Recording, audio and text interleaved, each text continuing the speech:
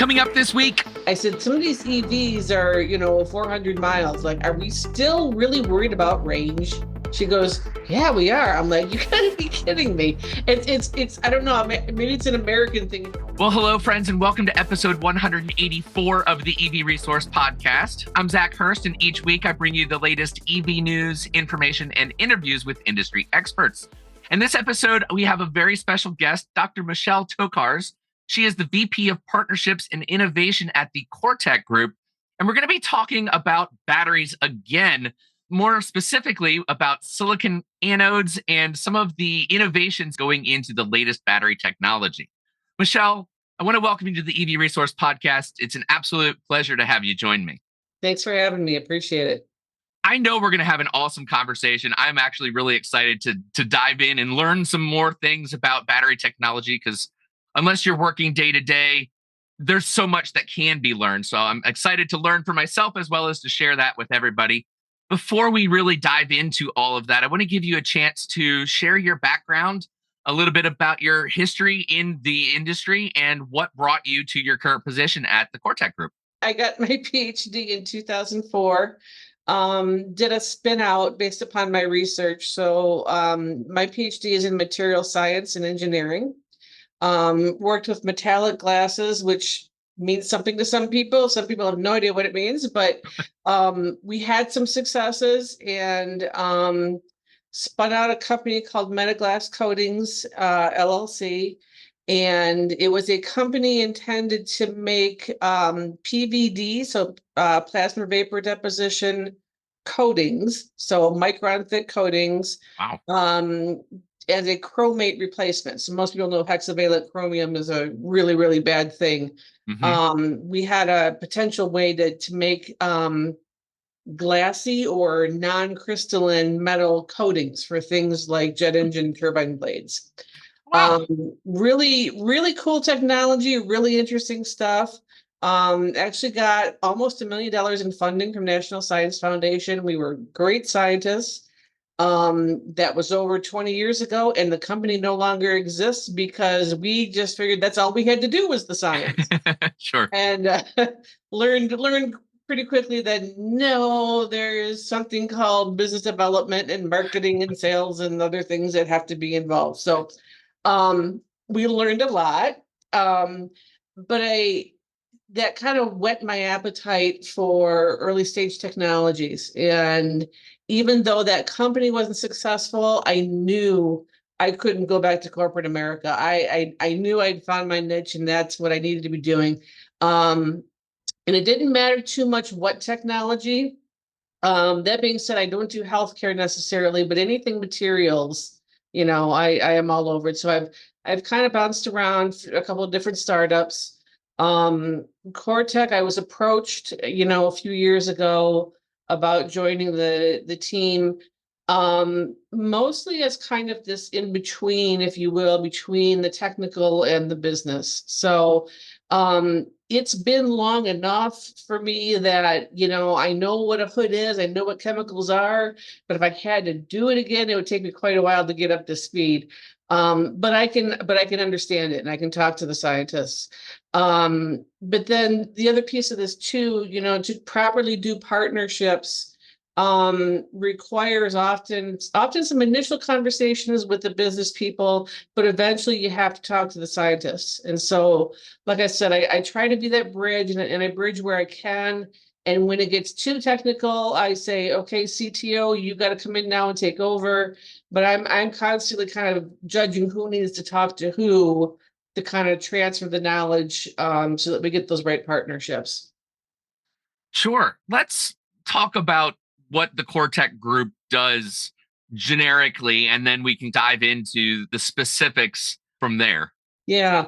So the Coretec Group has been around since 2017. There was a merger between Coretec Industries and 3D Icon, became the Coretec Group. It's a publicly traded company. It's a materials company. And so, if you go to our webpage, 90% of our focus right now is on our Endurion battery project.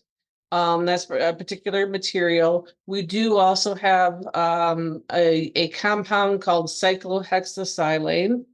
Big long word, very, very tricky to say, but it is a silicon precursor intended mostly for applications like semiconductor. Um, and we've got a few other things in the works, but for purposes of this conversation, most of our effort right now is on Endurion. Sure. It's been brought up on the EV Resource podcast before, the role that silicon plays in the EV battery. Just in case somebody hasn't been aware of some of those other conversations, what is silicon exactly, and what's its role inside a battery that would be used, let's say, for an electric vehicle? Yeah. Silicon after oxygen is the second most plentiful element on the earth. You go to the beach, that's basically silicon in that sand, silicon dioxide. It's ubiquitous, it's everywhere. Um, Within batteries, what I would say is when you're building a battery, you concern yourself with mainly three main things: the anode and the cathode. Those are the charged portions of the battery, and then the electrolyte, which is the liquid that you fill in between all of that. Silicon, for the most part, has been used in small portions on the anode side. Handful of companies are promoting 100% silicon, but they're few, and it's difficult to do. Um, the reason being the chemistry is such that a single silicon atom can bind to six different lithium ions. So a lithium ion battery obviously uses lithium ions to get your power, right? Yeah. Um, and this is in direct comparison to graphite, which is what's been traditionally used. Mhm. So if you're familiar, yeah, the lead in your pencil, that's graphite. It's another form of carbon. Carbon has several forms. Mhm. Um, Graphite in particular, it can be thought of as um, sheets, if you will. So two-dimensional sheets that kind of, stack on top of each other. And when used in a battery, those lithium ions basically find their way in between these sheets. Graphite holds much, much less lithium ions than silicon.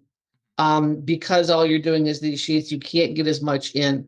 So if you just look at the theoretical numbers, the charge capacity, silicon theoretically can hold 10 times as much lithium ions as the graphite. Now, you'll never actually see a lithium ion battery that's 10 times greater because there's many other things that go in there. Sure. But it's enough to make it a worthwhile problem to solve. One of my understandings about silicon, as it's used in lithium ion batteries, is that we haven't really gotten to a point where we can use 100% silicon in the anode because of some of the other properties that are experienced that make it a little, I don't want to say dangerous, but not entirely reliable Yeah. um, when it's being charged or discharged. What processes are taken to try to maximize, of course, the ability of storing that energy, but then you've got to kind of counter that to some of the challenges that you might come up with, right? Yeah. Yeah. Silicon doesn't behave very nicely. It's kind of the problem child and the cause. Yeah. Um, when you are running your battery, when you are what's called lithiating your battery, so you're getting the lithium into that anode, your silicon can expand by as much as 3 to 4 times the original volume. Sure. The reason that matters mostly is because of what's called a solid electrolyte interface, or SEI. That's one of the biggest problems that people have. Every silicon particle that's sitting, it'll be enveloped by electrolyte, if you will, just be kind of sitting there. Any exposed silicon will react with the electrolyte, and it forms this SEI layer all around it. As you lithiate, right, your lithium ions get in here, this expands, your solid electrolyte interface has to expand with it, right? So Hmm. how does it do that? By creating more and more SEI layer. Um, So you're okay here. This isn't too bad yet. Now you turn off your car and all the ions are going to go the other way. So now you're delithiating. All your lithium ions are going away. Your silicon goes back and contracts back, but your SEI layer is still it does not contract with silicon. It stays in that configuration. Uh-huh. And it doesn't just stay there. The SEIs tend to be very brittle. So it tends to break and kind of slough off, if you will, and floats around in the electrolyte. So every time you do that, you're using more and more lithium that can no longer be used for charging and discharging. You're also getting increases in the impedance, and that's what contributes the most to the decreased lifetime. So number of cycles you can get out of a silicon anode battery. Yeah, I would imagine that in the situation that you described, that wouldn't make for a very long lasting battery cell, where of Yeah. course in consumer electronics like your phone or even rechargeable lithium ion batteries that might be used for any various device, that might be okay, or at least more accepted. In a car, however, replacing the battery isn't quite as simple as just popping out the cells and replacing them with the ones that you had in the drawer. Yeah. So there's a lot that needs to be compensated for when we're putting mass market batteries into vehicles. What is typically done across the industry, and then with the project that you guys are working with, is that something that differentiates from the norm when kind of looking to account for that challenge? Yeah. Most people that are making lithium ion batteries right now are using silicon. But how do you get away from this 400% expansion? They use less than 10%. Sure. So they may use 4%, 5%, et cetera, right? And I just told you that, silicon can hold 10 times the amount of lithium ions as graphite. Well, if you're only replacing 10% of that, you're getting a little more capacity, but not a whole hell of a lot. So that's kind of how they're getting around it right now. One of the things we are looking at, and it's other people have had similar approaches, it's not quite the same. We're doing chemistry in our lab on silicon particles. So nanocrystalline all the way up to like micron size. And we're doing chemistry on the nanoparticles so that the actual nanoparticle already comes with and we call it an engineered SEI. So it's our own SEI that we're hoping will have the properties of expanding and contracting the way that we need it to without breaking and sloughing off and causing problems. Sure. So we're gonna have you have to have an SEI no matter what you do. So how about we just take the bull by the horns and we'll just create it ourselves and do it the way we want. Sure. So then the ultimate goal with that is not to prevent the creation of it naturally, but the opposite end, to then retain that so it doesn't slough off and end up in the electrolyte. Exactly. Increased impedance, for people that might not know, is just another way of talking about resistance, where as resistance goes up in the battery, so does heat. Not necessarily something that we want to see in, the battery packs for the cars. I absolutely love where this conversation is going. We're going to take a quick break and then we'll be right back at it. Shopping for tires used to really grind my gears. So many tires, and the thought of choosing the right one made me, Precisely. That's before I went to TireRack.com. I got the best deal hands down. My tires ship fast and free, arrive the next day like clockwork. Tire Rack even gave me 2 years of free road hazard protection. Precisely. TireRack.com, the way tire buying should be. Click the link in the show notes to support EV Resource through using our affiliate partnership. What you're working on is something that is going to dramatically improve the energy density of the lithium ion battery. Am I kind of grasping the Yes, concept? yes. Okay. Yeah, if you read some of the reports recently that are kind of, looking back at 2023, what happened in the EV industry, right? People are saying that the public is not adopting EVs as fast as we would have wanted, right? The two reasons that have been cited as the biggest are lack of charging infrastructure, which we're not addressing. We can't, but range. How much can you get on a single charge? We absolutely can affect that. It's just a matter of making the right coin cells and testing it and showing that we can do that. I want to touch on that. I have taken a different approach when it comes to talking about EVs, where generally I don't want to talk about range anymore. I want to talk about efficiency.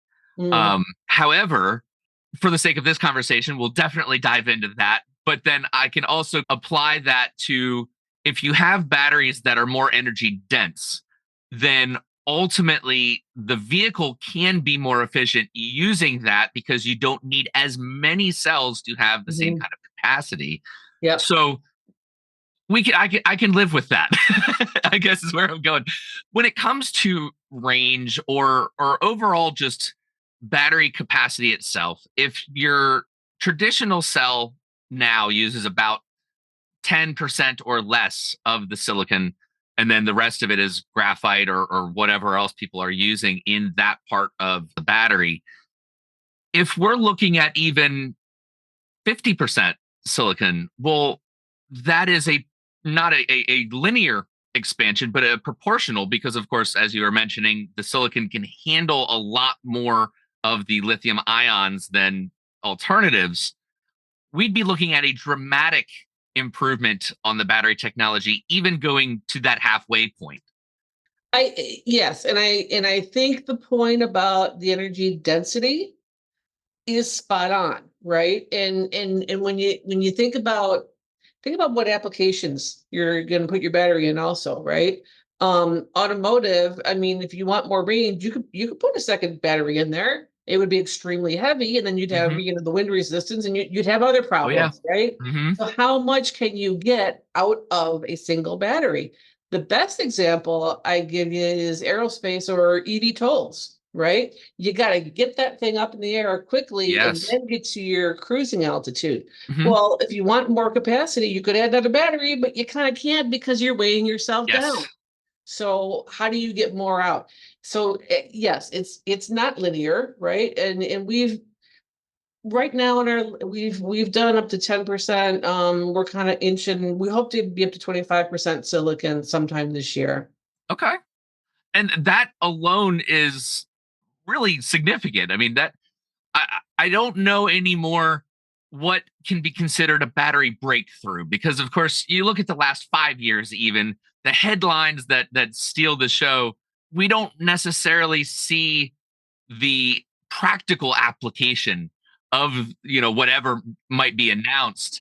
I haven't heard a lot about breakthroughs in the fundamental chemistry of the batteries. That's quite tricky. Yeah, and the only assumption from an outside perspective is that it's very tricky because we would have had something by now, maybe. And maybe that's too much of an assumption to make, but forgive me because I'm not working on it day in and day out. Yeah. It's got to be such a very challenging problem because there are so many people working on approaching that from their various angles or positions. When do you think we're going to see a lithium ion battery in use, whether it be for road vehicles or for something that flies? Around what year do you think we might actually see that on a practical, mass produced type of vehicle? On a full scale commercialization kind of a level, I'm gonna say 3 to 5 years, maybe Okay. 3 at the earliest, 5 at the outset.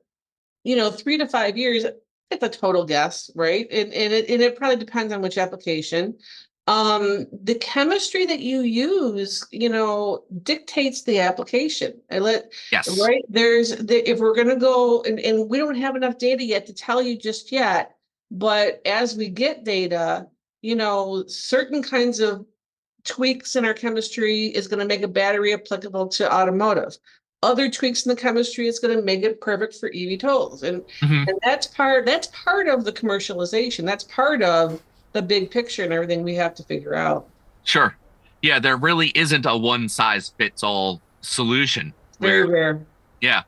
Yeah. So on the web page for the Coretec Group, under the specific tab for the Endurion project, one of the things that's highlighted is extending the overall life of a lithium-ion battery. Yep. I'm assuming that just means that you're able to get a lot more charge cycles out of that. Yes. How successful have you guys been thus far, even in the lab, working with various iterations of what you're doing?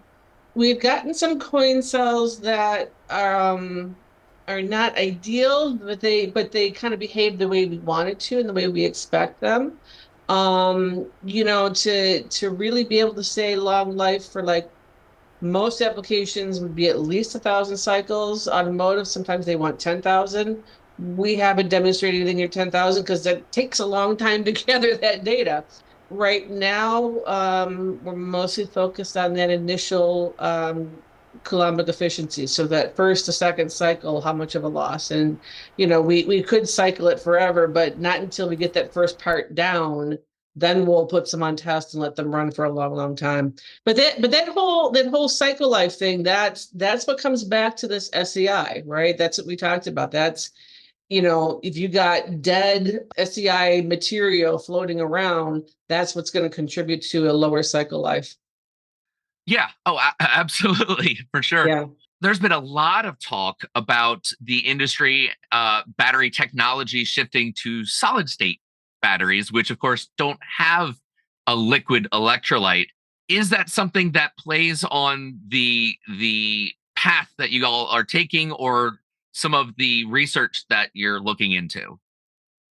It is on our radar. It is not our first and foremost focus, but what we are doing absolutely can be tailored for a solid state electrolyte.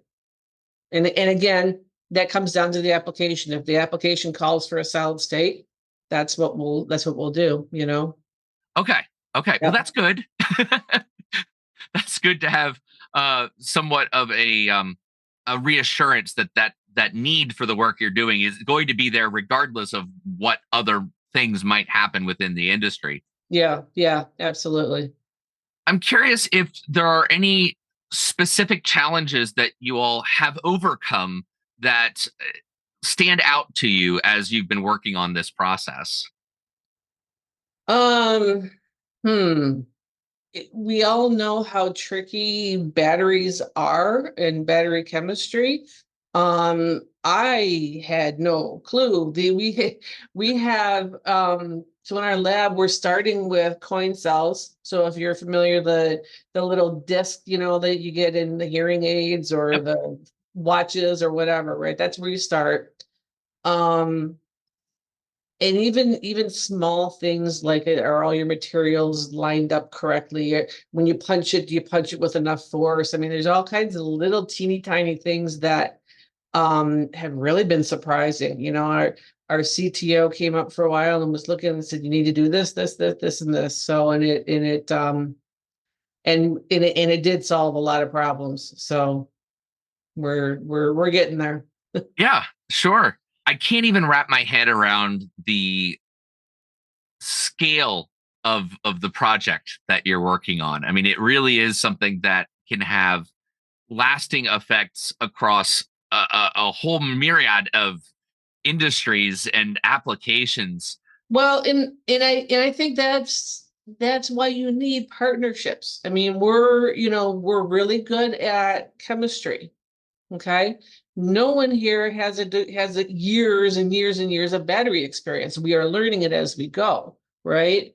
But eventually when we have a good MVP, We want to partner with those right partners that do know batteries and do know how to scale and can tell us how to make that happen.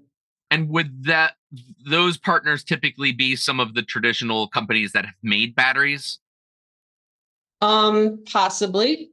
Yes, there's this is the other part of the complexity of batteries. It's not just the chemistry of the science, it's the market, right? Yeah. There are some end use applications that they do everything. They start with the traditional slurry, they make the batteries, they make the vehicle or the phone or whatever, Mhm. There are some that all they do is make the batteries. There are some that only make the cells and they send them to the battery, assembler. So we got our hands everywhere. We'll see where we end up. If you had to plant a flag and say, okay, we were successful with this, what does that point look like? I guess I would say, like I said, we're doing a lot with coin cells right now, because it's quick and easy to make a coin cell. You get a lot of data real quick. But coin cells are good for what? Hearing aids and watches. Not good to power your vehicle or your drone. So we have to show that, right? What's the next step after coin cells would be pouch cells. Sure. Okay. So if we can get a good pouch cell with good characteristics, we would be really happy. Yeah, pouch cells definitely have more of a wider application.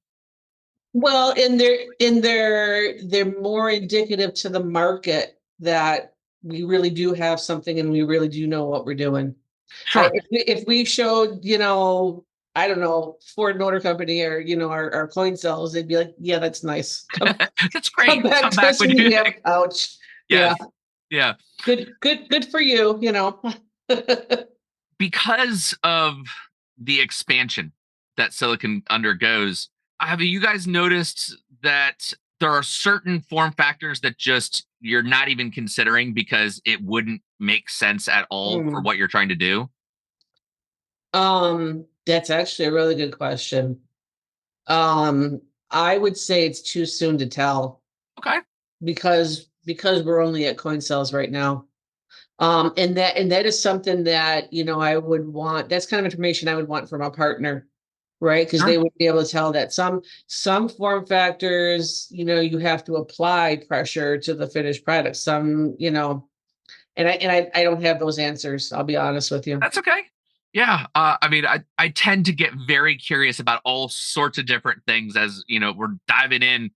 My brain just goes crazy about it because I've always been a technology guy, and certainly I should have been an engineer probably. So naturally, when you get things like batteries that have come so far over, I mean, what the first, we'll say modern battery was in the early 1800s or so. Yeah. So, it hasn't even been 200 years, and we've come so far with this. Do you own a business and want to reach EV owners and people interested in electric vehicles? EV Resource is welcoming businesses nationwide, both big and small, to become advertising partners with us across all platforms. The EV Resource podcast, magazine, YouTube videos, social media, and our webpage. For more information, please email Zach at hello@ev-resource.com. Within the industry, naturally the conversations are going to be much more informed than for people like myself that are outside of that world. What are some of the kind of moonshot ideas that might have come up? I don't know if this is a moonshot or not. I would call it a moonshot, but electrification of everything. I mean, that's going to be much tougher than people think. I do think it may happen, but yeah, it's tricky. It's tricky when you really wrap your brain around where is everything that we use currently powered by fossil fuels, and it's staggering. Oh, yeah. I mean, it's almost everything. Like I Yeah.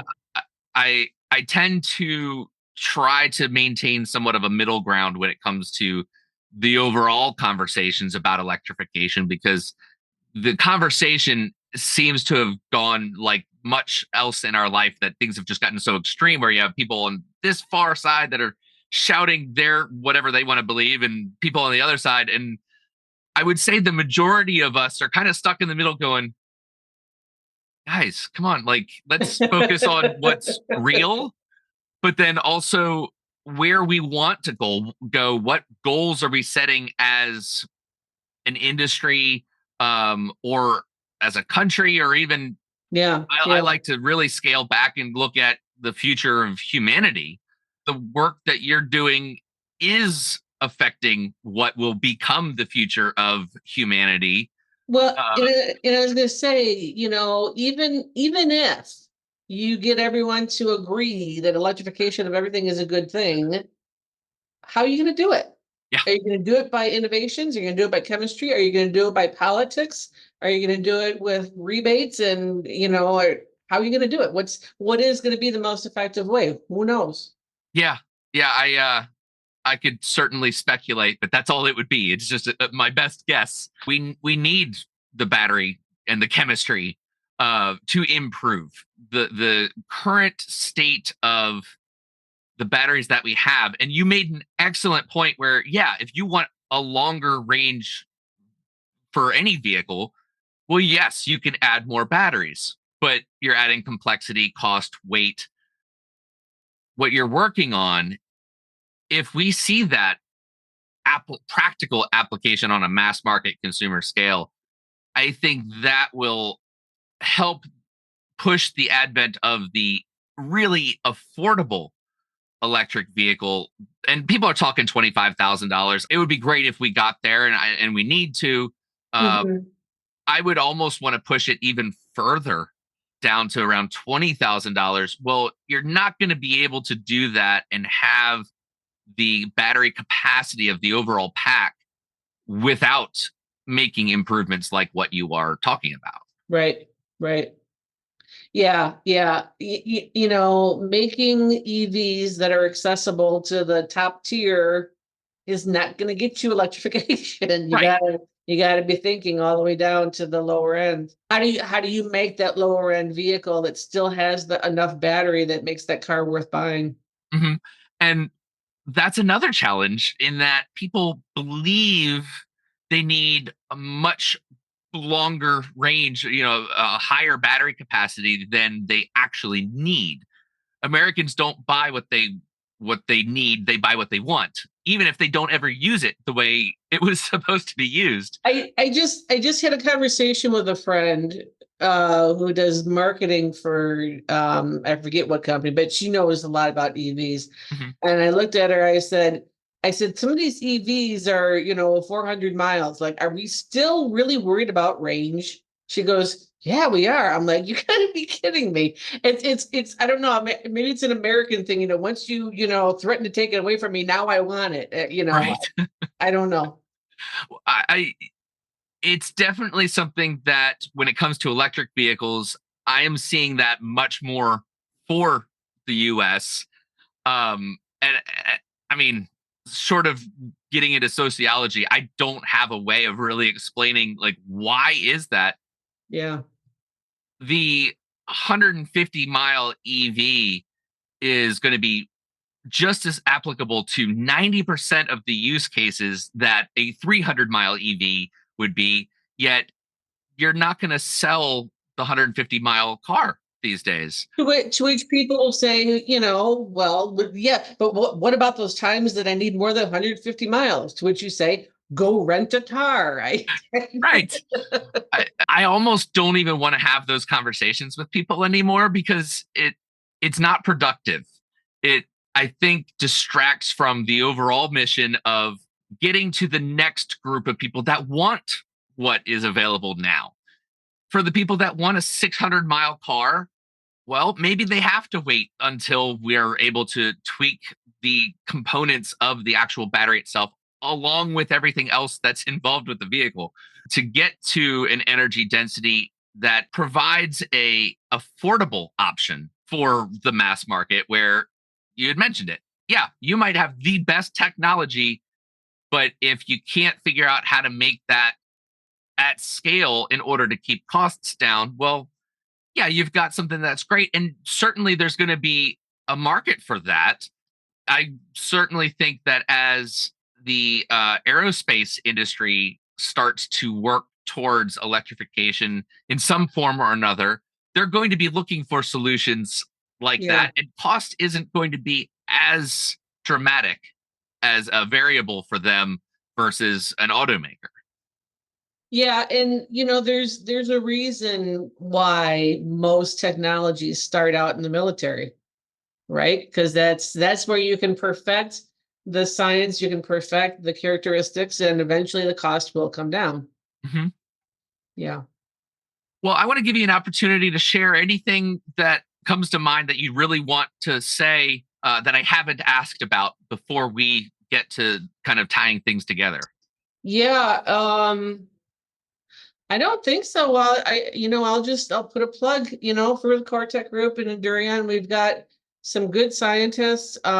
University of Michigan, Go Blue. That's my alma mater. That's Okay. where they're from. They got PhDs in chemistry, and I think we're doing some really good stuff, and we're fairly lean. We're not a big group. We do what's gotta be done, and I'm having a ball. I'm having a good time. Well, that's good. And that's important too. You have to enjoy what you're doing, especially something like working on battery chemistry. I mean, that's not something you do if you are just doing it to get it out of the way so you can retire. I mean, this is something that's very focused. And I imagine that the mission is very top of mind as you're working on all of these things. Oh yeah, yeah, yeah. I've told our CEO we have to be successful because I want to be able to retire after this. This is it. Sure, sure. Well, I like to ask all of my guests two questions right at the end, and this is more targeted towards you and your own situation. The first is, what do you drive? Whether it's an EV or gas powered car, if you are comfortable sharing make and model, that's always interesting as well. I drive a Ford Escape. Okay. And let me just explain. My husband and I are our approach to vehicles is run them into the ground. You don't in a house you invest because you make money on it. In a Mhm. car you throw the money away. So get the most affordable, practical car you can. So Yes. I so many times have had conversations with people that they have an old car, but they want an EV because they think that's what's best for the planet. And I've had to remind them, keeping an old car a lot of the times is better than buying a new car, whether even if it's electric, because you're not continuing that a manufacturing cycle. yeah, yeah. So no fault to that at all. In fact, just between you, me, and everybody else that's listening to this, I drive a 2005 Scion XB.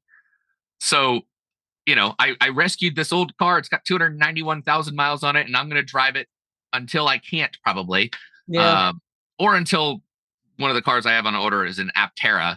Until that gets delivered, and then who Or, knows? or until the repairs start to be more than what would be for a new car. That's Well, yes, yeah. I mean, the economic aspect, of course, the effect on the pocketbook certainly plays a big role on the decisions that we make. right. If you get to a point where you're like, you know what, the Escape isn't making sense anymore, have you thought about what might be next? Oh wow. I have thought that being in the industry that I'm in, maybe I should have an EV. And I'll tell you what, Tesla, I'm actually on the mailing list for Tesla just because I want to see what they're doing. Mhm. From what I can tell, they take good care of their customers. They're very informative. I think they're fairly innovative.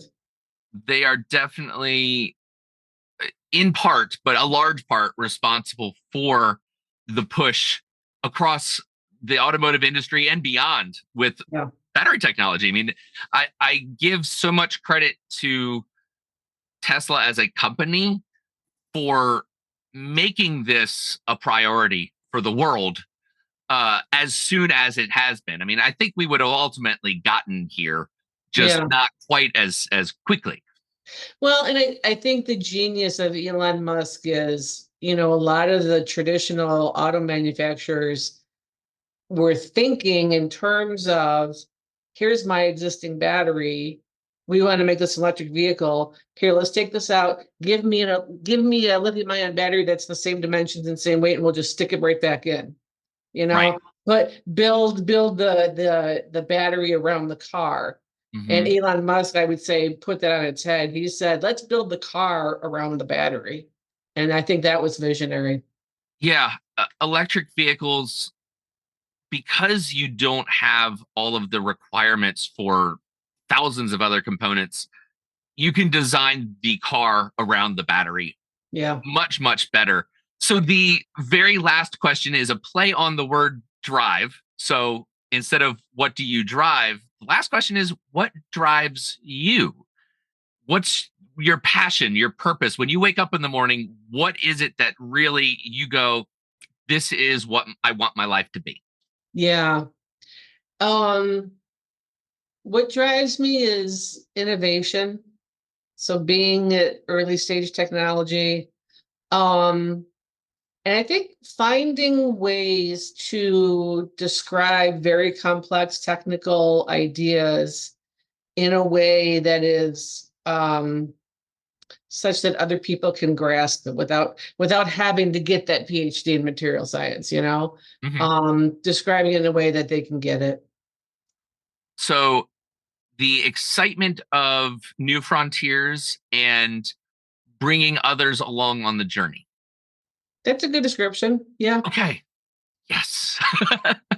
Well, Dr. Michelle Tokarz, I want to thank you so much for giving of your time and the work that you're doing, because it is important work. It is something that your role is a part of the larger picture, if you will, that is driving that innovation. And I have no doubt when I say that it's a part of what will change the future of the human race. Yeah. Yeah. I hope so. That's what we're after. Yeah. Well, thank you so much for joining me. I appreciate it. All right. Thank you, Zach. If you've enjoyed this podcast and would like to hear more, please subscribe to wherever you like to watch or listen to your favorite podcasts. And if you're looking to stay plugged into the EV community, head over to ev-resource.com for the very best educational resources, community connections, EV reviews, and a whole lot more.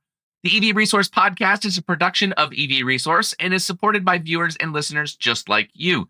Members of the EV Resource Patreon family are, at the director tier, Rajeev, Narayan, and Andy Cooper. At the executive producer tier, Christopher Lawrence. If you're interested in ad-free episodes of the podcast, EV Resource merchandise, support recognition, and more, head over to patreon.com/EV Resource. Patreon is spelled Patreon. If you have any feedback, please email hello@ev-resource.com and put podcast feedback in the subject line. I've been your host, Zach Hurst. Thank you so much for watching and listening, and we'll catch you next time.